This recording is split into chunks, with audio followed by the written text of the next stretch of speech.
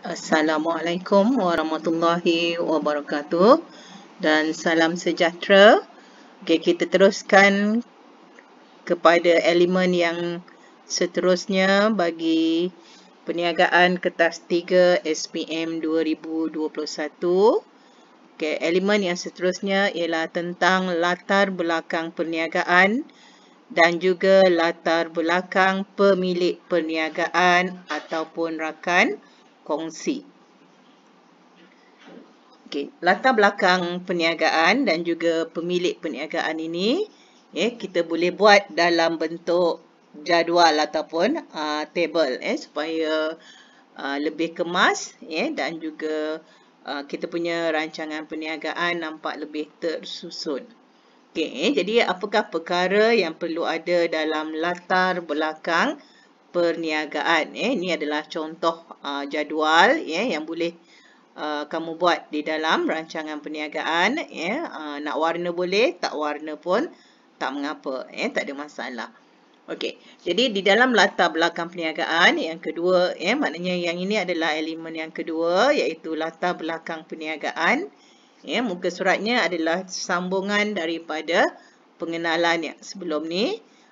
Jadi ini adalah beberapa perkara yang perlu ada dalam latar belakang perniagaan. Yang pertama, nama perniagaan, alamat premis perniagaan. Alamat premis perniagaan ini ialah alamat tempat premis tersebut disewa. Sebab ini adalah alamat premis. Jadi maknanya semua perniagaan, tak kiralah kurier, pembersihan ataupun refleksologi, semuanya kalau kita ikut soalan wajib menyewa premis. Cuma bagi pembersihan dan juga refleksologi, premis itu bukan untuk kegunaan operasi, sebab kita terpaksa mencari pelanggan, iaitu perniagaan dijalankan secara mobile. Jadi tapi perlu ada alamat premis perniagaan.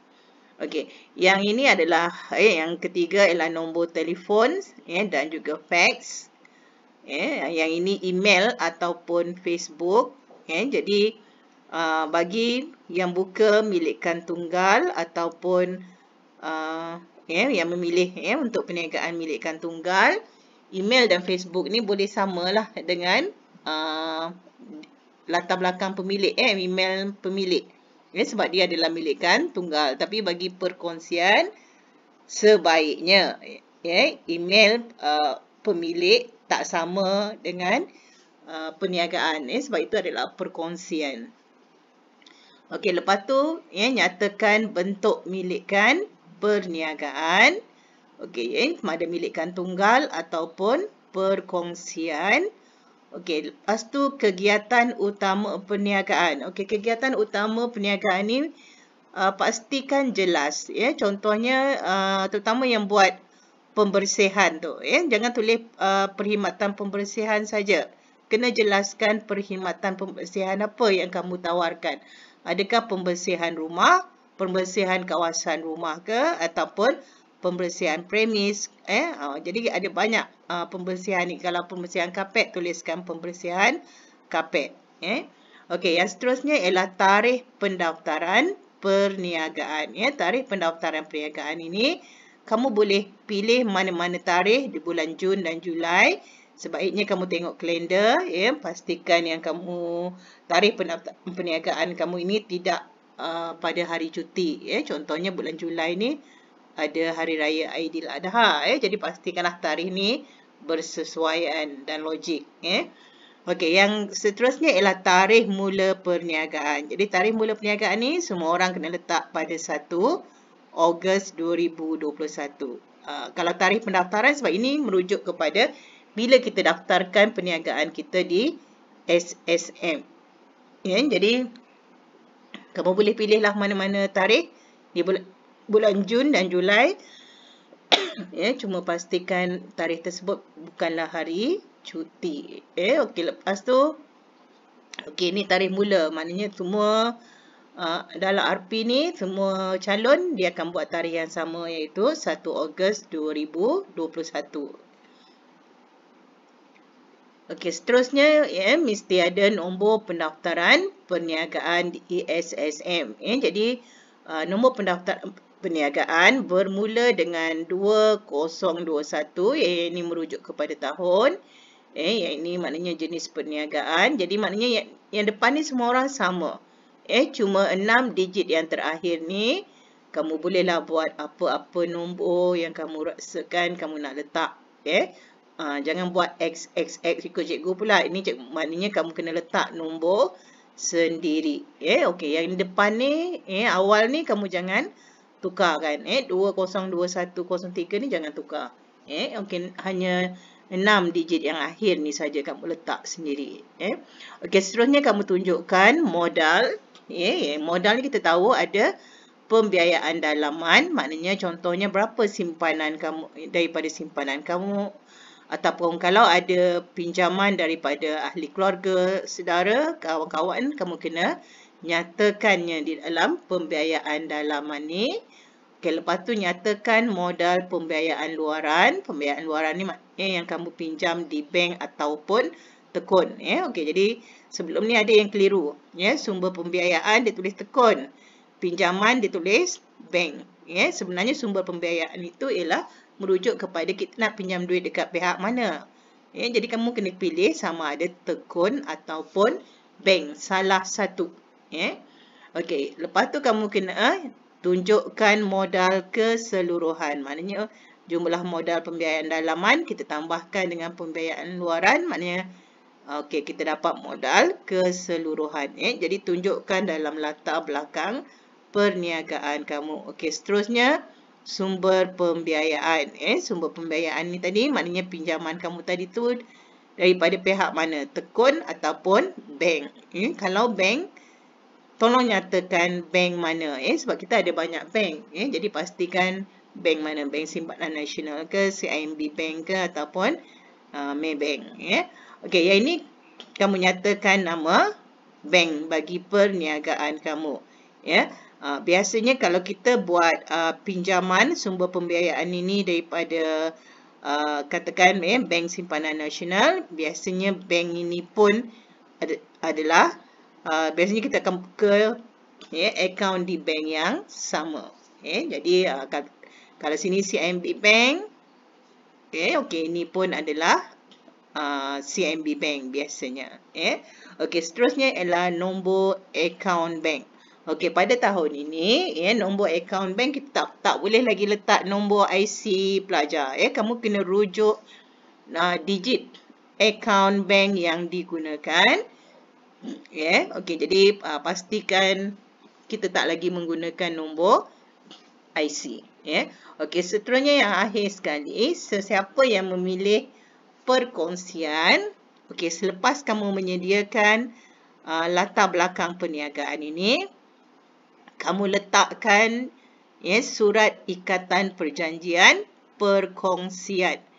Yang ini hanya yang pilih perkongsian saja. Yang kena sertakan surat ikatan perjanjian perkongsian selepas latar belakang perniagaan. Maknanya lepas latar belakang perniagaan, okey, letakkan surat ikatan perjanjian perkongsian. Okey, bagi surat ikatan perjanjian perkongsian ini tidak perlu kamu letak muka surat. Hanya letakkan saja selepas helaian latar belakang perniagaan. Jadi itu adalah perkara yang diperlukan dalam latar belakang perniagaan. Semak betul-betul, pastikan semua yang diperlukan ini, semua yang diperlukan ini, okey, ada dalam latar belakang perniagaan kamu.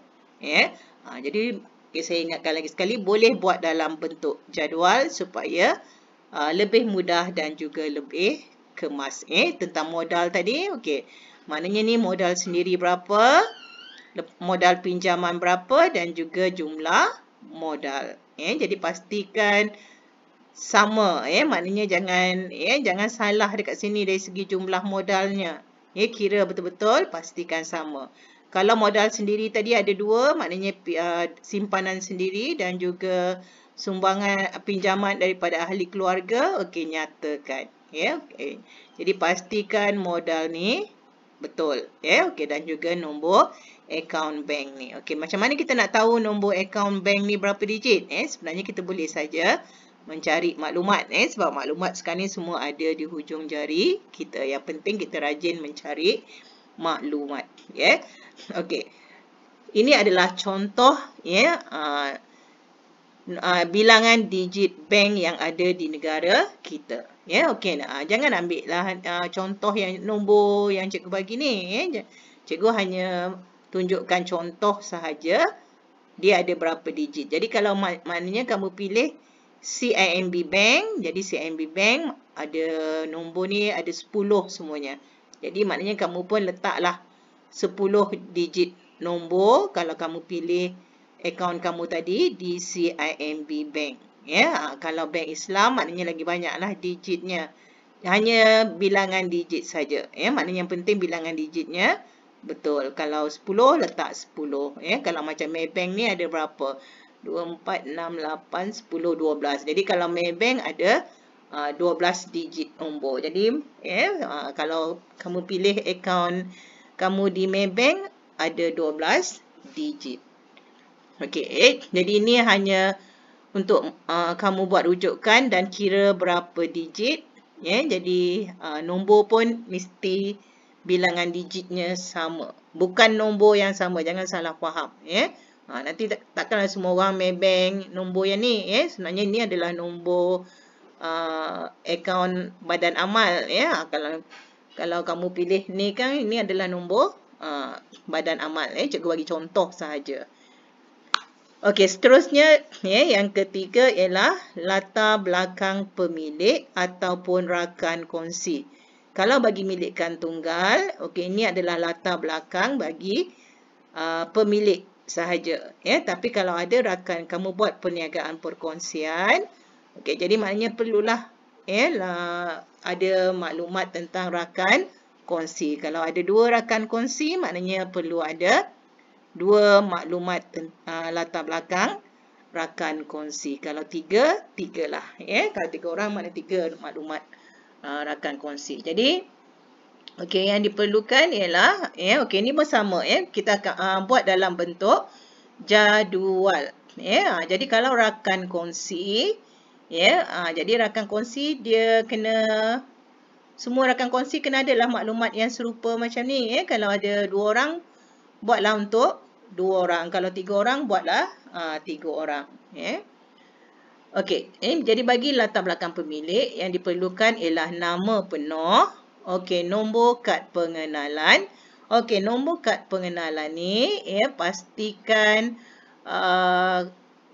umurnya bersesuaian dengan data-data yang kamu beri. Okey, mana kalau kamu buat 17 tahun, tak logiklah sebab pemilik yang berumur 17 tahun masih belum lagi boleh berdaftar dengan SSM. Jadi, buatlah umur yang macam sesuai untuk orang tu memulakan perniagaan. Jadi, cikgu cadangkan, kamu letaklah umur macam 25, 26. Okey, sebab nanti benda tu macam kena tally lah. Macam dengan kelulusan akademik kamu. Takkanlah umur baru 20 tapi dah ada ijazah. Macam tak logik pula. Letak pula pengalaman bekerja 3 tahun. Jadi, dia perlu selari. Maklumat yang kamu bagi tu nampaklah rasionalnya kan. Maknanya kalau kelulusan akademik ijazah, maknanya kamu belajar tu lebih kurang dah 5 tahun lepas SPM. Okey, dah lebih kurang 23 umur. Lepas tu campur pula pengalaman kerja 3 tahun dah jadi 26. Jadi, pastikan umur kamu tu bersesuaian. Itu sebabnya cikgu cadangkan letak je umur lebih daripada 25 tahun ke atas supaya nanti maknanya kamu logik lah dari segi kamu punya pengalaman kelulusan akademik. Kalau letak bawah 25 nanti takut tak selari kamu punya kelulusan akademik, pengalaman dan juga umur. Okey, yang seterusnya ialah tarikh lahir dan umur. Pastikan sama umur kamu dengan IC di atas. Yang ini cikgu tulis hari dengan bulan. Boleh ikut IC masing-masing. Cuma tahunnya kamu tukar. Okey. Lepas tu tarikh lahir dan umur, pastikan sama dengan IC. Jangan dekat sini lahir tahun 92, umur baru 20. Jadi kena kira betul-betul, pastikan umur sama dengan kad pengenalan kamu di sini. Bukan IC sebenar kamu. Okey, seterusnya. Okey, ini senang tulis alamat ni. Kamu tulis alamat rumah kamu. Alamat rumah. Okey, lepas tu nombor telefon. Okey, jadi kalau milikkan tunggal tak ada masalah. Boleh guna nombor telefon yang sama. Begitu juga email dan juga FB, Instagram. Tapi maknanya ini boleh. Kalau milikkan tunggal pun boleh saja. Kamu buat FB ataupun Instagram untuk perniagaan kamu. Begitu juga dengan perkongsian. Okey, kelulusan akademik maksudnya kelulusan kamu yang akademik kamu ada apa? SPM ke, diploma ke ataupun ijazah. Okey, terpulanglah mana-mana yang kamu rasa nak letak. Ni mana-mana sajalah ni cikgu bagi contoh. Okey, kemahiran pula. Okey, cuba kamu kaitkan secara logiknya apa yang kamu ada menyebabkan kamu memilih perniagaan tersebut. Contohnya, kemahiran ialah memiliki kemahiran urutan tradisional dan juga refleksologi. Jadi sesuailah kamu buka perniagaan refleksologi. Tapi jangan tulis kat sini lah, kemahiran membaiki kereta. Lepas tu buka refleksologi, macam tak logik lah. Jadi kemahiran tu pastikan bersesuaian dengan perniagaan yang kamu pilih. Okey, jadi kemahiran kamu katakan paling senang kemahiran membuat akaun perniagaan. Okey, yang tu maknanya semua perniagaan, tak kira lah kurier ataupun perniagaan pembersihan ataupun refleksologi memang memerlukan pengetahuan untuk menyediakan akaun ataupun kemahiran dalam menyediakan website, menyediakan video-video pemasaran. Okey, semua tu boleh dijadikan kemahiran. Okey, pengalaman pula merujuk kepada apa yang pernah kamu buat. Contohnya menjadi tukang urut di perniagaan refleksologi Saujana. Maknanya kamu bekerja selama 2 tahun di Pusat Urutan Refleksologi Saujana di Seremban. Ataupun kamu kata pernah bekerja di sebuah syarikat keuangan. Ataupun pernah bekerja sebagai penolong pengurus di sebuah syarikat pembersihan. Ataupun pernah bekerja di bahagian pemasaran perniagaan kurier. Okey, itu maknanya pengalaman berkaitan dengan apa yang pernah kamu lalui ataupun kerja-kerja yang pernah kamu buat. Okey, yang seterusnya status perkahwinan. Okey, status perkahwinan ni saya rasa semua orang tahu. Boleh tulis bujang, boleh tulis dah kahwin. Jadi yang penting kamu bagi tahu status perkahwinan kamu. Jadi tak payah pening kepala nak pilih bujang ke, nak pilih dah kahwin ke, nak pilih duda ke apa ke. Okey, tulis saja apa saja status perkahwinan kamu. Okey, seterusnya kursus yang dihadiri. Okey, jadi kursus yang dihadiri ni pastikan tulislah lebih sikit. Nyatakan kursus apa. Contohnya kursus asas keusahawanan. Maknanya agensinya. Okey, kamu tulis tekun. Okey, tarikhnya. Okey, bila. Okey, jadi pastikanlah tarikh tu yang dah lepas. Jangan pula tulis tarikh yang akan datang. Tulis tarikh yang sebelum. Kursus apa, agensi apa dan bila. Okey, nyatakan di sini. Okey, jadi maknanya yang ni adalah contoh kalau kita buat dalam bentuk jadual ataupun table. Okey, jadi maknanya pastikan dalam latar belakang pemilik ada nama penuh kamu, ada nombor kad pengenalan, tarikh lahir macam cikgu terangkan tadi, status perkahwinan, alamat rumah, nombor telefon, email, kelulusan akademik, kemahiran, pengalaman, kursus ataupun latihan yang pernah dihadiri serta nama penganjur. Jadi mana nak complete sikit, tuliskan apa kursusnya, siapa penganjurnya tadi, okey, dan juga okey bila.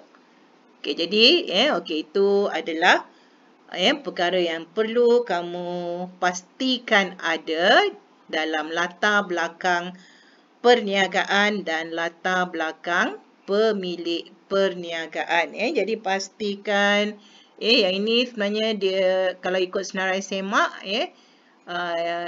kita dah buat dua tajuk ni, latar belakang perniagaan dan latar belakang pemilik perniagaan. Jadi benda ni mudah saja, buat dalam bentuk jadual lagi mudah. Jadi pastikan kamu buat dengan betul, okey, kerja bertangguh tanda tak bersungguh. Jadi kepada pelajar yang bukan anak murid saya, pastikan kalau kamu jadikan yang ini rujukan, tak ada masalah. Tapi pastikan kamu jadikan guru mata pelajaran kamu sebagai rujukan utama. Okey, sekian, terima kasih.